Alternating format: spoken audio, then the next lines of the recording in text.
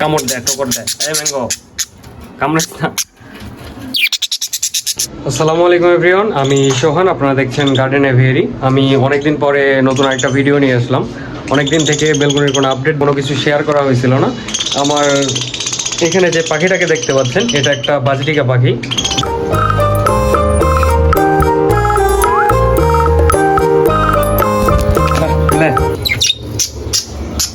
হেই তুই না, কেমন আছো একটু না? ও অনেক জোরে কামড়ায়। ও অনেক দুষ্ট একটা পাখি। আমি ওকে রেস্কিউ করছি আজকে 17 দিন হচ্ছে। আমি ওকে আমার বাসায় নিয়ে আসছি। তো বাসায় নিয়ে আসার পর থেকে এখন পর্যন্ত ও অনেক ভালো আছে। আমি ওকে অনেক যত্নে রাখছি। ও অনেক জোরে কামড় দেয়, অনেক জোরে কামড় দেয়। একটা পাখির দোকান থেকে ওকে আমি রেস্কিউ করছি। আমি পাখির দোকানে গিয়ে পাখি দেখছিলাম, তো হঠাৎ দেখি খাঁচার এক কোণে ও চুপ করে বসে আছে। আমি যখন ওকে আমার বাসায় নিয়ে আসি তখন একদমই ওর গায়ে ফেদার ছিল না, এখন অনেকটা ফেদার বের হয়েছে। আর ওকে আমি অলওয়েজ ছেড়ে দিয়ে রাখি। এখানে আমার যে ক্যারি খাঁচাটা আছে, এই ক্যারি খাঁচাতে অলওয়েজ ছেড়ে দিয়ে রাখি ওকে। আমি যখন ফার্স্টে ওকে এখানে রাখি, ম্যাঙ্গোর খাঁচাতে রাখি, তখন ম্যাঙ্গো ওকে একদমই মেনে নিচ্ছিল না। এখন পর্যন্ত ম্যাঙ্গো ওকে মেনে নিতে পারে না। আমি ওর খাঁচায় দিছি, ম্যাঙ্গো ওকে দেখে কেমন একটা বিহেভ করছে। ও অনেক ভয় পাচ্ছে। আসলে ও ছোট পাখি, তারপর অনেক জোরে কামড় দেয়, ঠোকর দেয়। এই ম্যাঙ্গো কামড়াস না। ম্যাঙ্গো ম্যাঙ্গোরে দেখতে পারে না একদমই। যাও। এই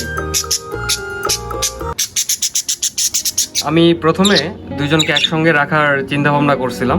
পরে যখন দেখলাম যে ওদের কেউ কাউকে মেনে নিচ্ছে না, তখন আমি ওকে এই ক্যারি খাঁচাটাতে রেখে দিছি। আমি এই ক্যারি খাঁচাটা আমি কিনছিলাম ম্যাঙ্গোর জন্য। আমি মিষ্টি আর ম্যাঙ্গোকে নিয়ে আমি বাসায় যাচ্ছিলাম এই ক্যারি খাঁচাতে করে। পরে ক্যারি খাঁচাটা পরেই ছিল। আমি দোকানে গিয়ে ওকে দেখতে পাইছিলাম। দেখার পরে ওকে দেখে আমার অনেক খারাপ লাগলো যে ছোট্ট একটা পাখি, গায়ে কোনো ফেদার নাই। এই কারণে আমি দোকান থেকে ওকে নিয়ে আসছি বাসায়। নিয়ে আসার পর এই ক্যারি খাঁচাটা পড়েছিল, এই ক্যারি খাঁচাতে ওকে রেখে দিছি। ও সুন্দরভাবে কিন্তু এখানে থাকতে পারে। নিচে থাকে আমার ম্যাঙ্গো। ওরা এইখান থেকে দুজনকে ম্যাঙ্গো ম্যাঙ্গো আমি আজকে ম্যাঙ্গোকে ছেড়ে দিয়েছিলাম। ম্যাঙ্গো হাঁপায় গেছে। আমি আজকে ফার্স্ট টাইম, আজকে প্রথমবারের মতো ওর পায়ে রিং পরাইছি।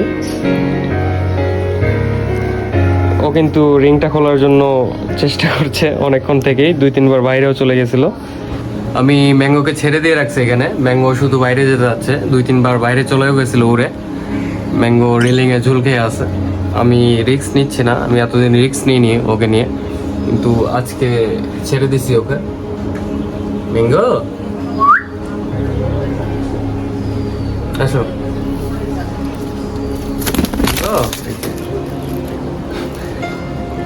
তুই চাইতে পারবো না তো, রিং পরানো আছে জন্য ও চায়নি। ও কিন্তু টেম করা একটা পাখি, ওর চোখের রিং এখনো পূরণ হয়নি। ও অনেক ছোট বাচ্চা, এই কারণে আমি ওকে ছাড়ার রিস্ক নিচ্ছি না।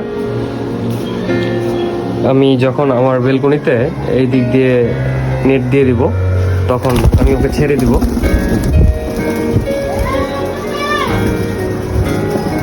রুমে ফ্যান জ্বলে আছে।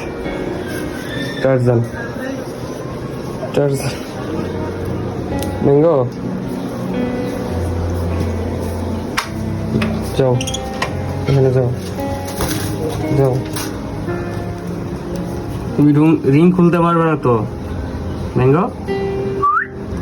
হাঁপায় গেছে, কি অবস্থা।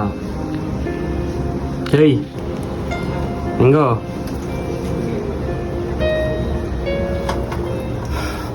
ও খুব রাগী একটা পাখি, ওর অনেক রাগ।